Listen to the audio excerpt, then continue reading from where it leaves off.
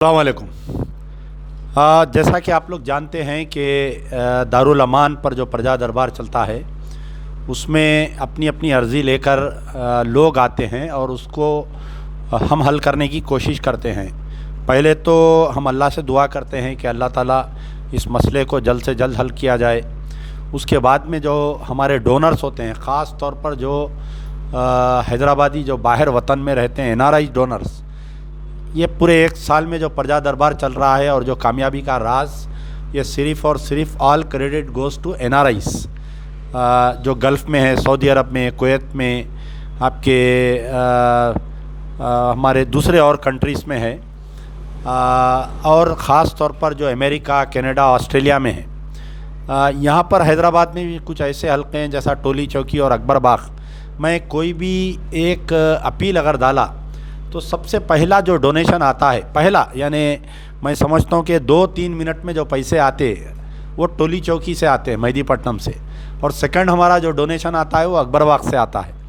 तीसरा अगर डोनेशन आता है बड़ा, जो जहाँ से 20,000 25,000 ऐसा पैसे आते हैं, वो ऑस्ट्रेलिया से या सऊदी अरब से आते हैं। तो मैं एक केस जो है, ये मेरे साथ जो बैठे हुए हैं ये परवीन बेगम हैं।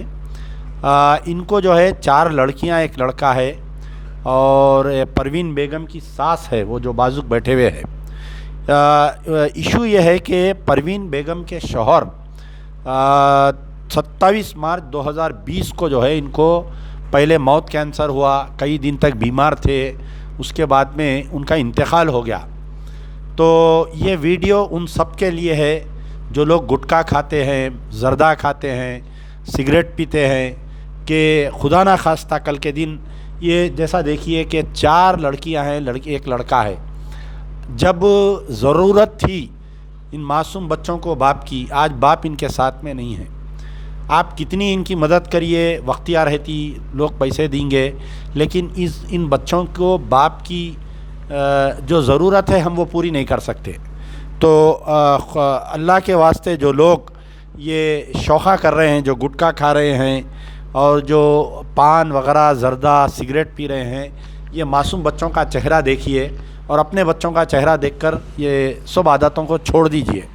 क्योंकि कैंसर इतनी तेज़ी से बढ़ रहा है हैदराबाद में, यानी हर घर में मैं समझता हूँ कि एक कैंसर पेशेंट हो रहा, अल्टरनेट घर में कम से कम एक कैंसर पेशेंट आ रहा है, और वो भी मौत कैंसर।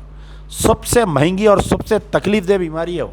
ना आप पानी पी सकते, ना थूक निगल सकते, ना कुछ चाप सकते, और बिल्कुल पॉइंट ऑफ नो रिटर्न बीमारी रहती हो। आप कितने सर्जरियां कराओ, एक दिन उसको जाना है। जिस दिन कैंसर कंफर्म हो गया समझिए कि उसकी उल्टी गिनती चालू हो गई। तो खैर परवीन बेगम मेरे पास आए थे आज, ये 8 अप्रैल के दिन ये बेचारे आए थे, तो हम इनकी अपील डाले। अपील डालने के बाद में, और सबसे बड़ी चीज़ ये है कि इनके 4 बेटियों में से 2 लड़कियां हाफिज़ कुरान है, हिफ्ज़ कर रही। तकरीबन मैं समझता हूँ एक लड़की का तो मुकम्मल है और दूसरी लड़की भी करीब में मुकम्मल होने वाली है। इनका इरादा है कि और दूसरे 2 बच्चियों को भी और बच्चे को भी हाफिज़ कुरान बनाने का। तो बहुत परेशान थे, मकान का किराया, कमाने वाला अगर चले गया तो आप बोलिए कौन है फिर देखने वाला। अब ये बेचारी बच्चों को देखेंगी या कमाएंगी, माँ यानी सास। और एक मिसाल है इसमें कि शौहर के मरने के बाद में भी बहू जो है सास के साथ है। मैं जब ये केस आया था मेरे साथ, तो मैं इनको बड़ी बी को पूछा कि आप कौन है, तो बोले मैं सास हूँ और बहू का साथ दे रही हूँ, बहू सास का साथ दे रही है। वरना तो आजकल ऐसा होता है कि शादी करके लाए तो 1 महीने के बाद में बहू डिमांड करती कि हम अलग रहेंगे, चलो। तो खैर बहरहाल शौहर के गुज़रने के बाद में, बेटे के गुज़रने के बाद में, वो माँ अपने लड़के की निशानियों के साथ में ज़िंदगी जी रही है। तो हम जब अपील डाले थे इनके अकाउंट में जो है 25,000 रुपये आए, और एक साहिब खैर हजरत जो है, जो हमारे दोस्त है बेचारे, इनके लिए 30,000 रुपये, ये 30,000 रुपये लियो माँ आपके वास्ते। तो ये 30,000 नहीं, इधर जो वो नहीं, तो ये 30,000 रुपये इनके लिए है। ये 30,000 रुपये परवीन बेगम के लिए है। तो आपको ऑलरेडी 25 आए, ये 30, 40, 50, 55,000 हो गए आपको। ये 30 भी आप बैंक में डालना कल। और जो भी आप इस्तेमाल कर रही, अब ये क्या इस्तेमाल करते हैं अब आप पैसे? ये पैसे ये घर का किराया देते। कितना है घर का किराया, कितना है पेंडिंग आपका? घर का किराया पेंडिंग 4 महीनों का था। हमारे देवर का है घर, तो उनका जितना भी जितना ले लेते, कम से कम 1500 रुपये देती उनको। अच्छा, तो अब और क्या खर्चा करते हैं आप, क्या इस्तेमाल करते हैं पैसे? आप मेरे कने आए क्यों थे, क्या ज़रूरत थी बोल के? क्या ज़रूरत थी, बच्चों को खाने पीने हर चीज़ की परेशानी थी, फीस आए, स्कूल के बुका, कपड़ा लता, हर चीज़ की प्रॉब्लम थी मेरे पास। कोई कमाने वाला नहीं था, मैं कांटे बनाती हूँ, उसमें नहीं हो रहा था मेरा गुजारा। अच्छा, आप कांटे बनाते आप? तो ये कांटे बना के कितने कमाते आप रोज़? अच्छा बनाए तो 100 रुपये होते, कभी 120 रुपये होते। कितने घंटे काम करना पड़ता है आपको 100 रुपये कमाने? बहुत देर बैठना पड़ता, 3-6-7 घंटे बैठना पड़ता। 7 घंटे बैठ के आप कांटे बनाए तो 100 रुपये कमाते, और वो कांटे घूर घूर के आंखों में चक्कर आना शुरू हो जाती बाद में होता। तो आप कोई दूसरा काम क्यों नहीं करते? कुछ किराने की दुकान लगाइए, टेलरिंग सीखिए, मैं आपको मशीन दिलाता हूँ, कोई बड़ा काम करिए आप, फिर आइए रमज़ान के बाद में मेरे कने, साहब मैं कुछ कारोबार करना चाह रही हूँ, आप मेरी मदद करो। क्योंकि एक आध बार मदद करते, कोई भी 2 बार मदद करेंगे।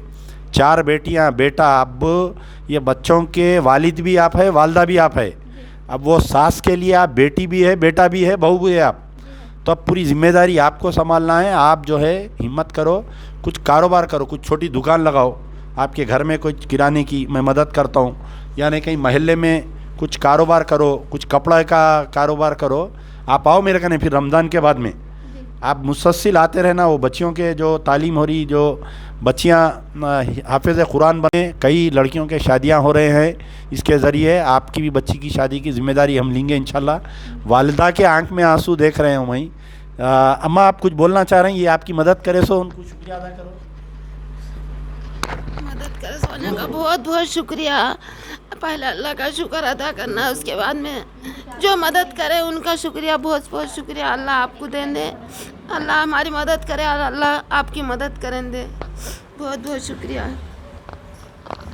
ये बेचारे जो है किशन बाग में रहे, कहाँ राजी, हसन नगर में तो इतने केसेस आ रहे हैं कैंसर के, यानी जवान लोग मर जा रहे हैं। अब आप देखिए बाद में कैसी पहाड़ जैसी ज़िंदगी हो जाती वो, यानी खैर जिसका कोई नहीं उसका तो अल्लाह है।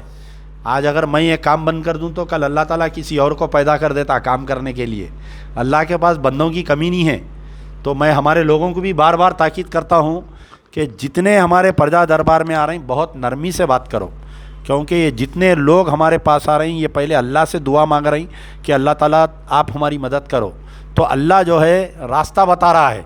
अगर हम ये जो लोग आ रहे हैं इनसे कोई बदतमीज़ी से पेश आ रहा तो समझो वो अल्लाह के बंदे से बदतमीज़ी कर रहा, उन्हें अल्लाह के भिजाए हुए मेहमान से बदतमीज़ी कर रहा है। तो मैं हमारे तमाम लोगों से गुजारिश कर रहा हूँ कि जो भी दारुल अमान पर आ रहे हैं, प्रजा दरबार में आ रहे हैं, उनसे नेस्ती से बात करो, उनसे नरमी से बात करो। अपन उनकी मदद नहीं कर सकते, बिठा के गिलास पानी पिलाओ उनको, पानी पिलाने के लिए कुछ पैसे खर्चा नहीं होते। तो खैर अल्लाह से दुआ है कि अल्लाह ताला हमें वो नरमी, वो नेस्ती, वो सब्र दे ताकि हम और आपके बंदों की मेहनत कर सके। शुक्रिया। और जो ये शख्स ऐसे मासूम बच्चों की कफ़ालत करे हैं, ये पैसे दिए हैं, उनकी मदद करे हैं, अल्लाह ताला ता हयात उनका हाथ ऐसा रखे, ता हयात उनका और उनके ख़ानदान का हाथ ऐसा रहे। शुक्रिया। यार जिंदा सोबत बाकी।